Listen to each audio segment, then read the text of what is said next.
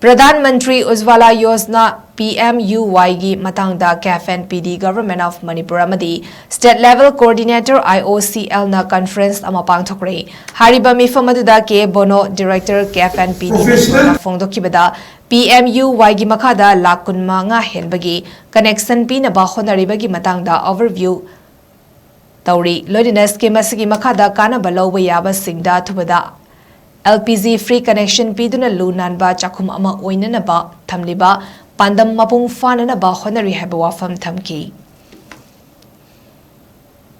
tax thiba income tax thiba government servant labor aduguma family da su si yade aduna hariba life gi pangthai makhada labor asagi tha amada 10000 dagi hena aduguma tanjaba phangdaba aduguma family du da labor Saigi adult nupito, aduda pig the Badu Boku Samani.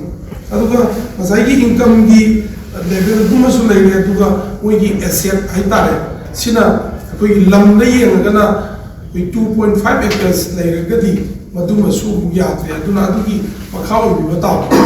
Aduga, Saigi, Yum the 2-wheeler, 3-wheeler motorized, Duma motor. Aquina Panjagri was criteria sing see fulfill the Kambu than pizza to say.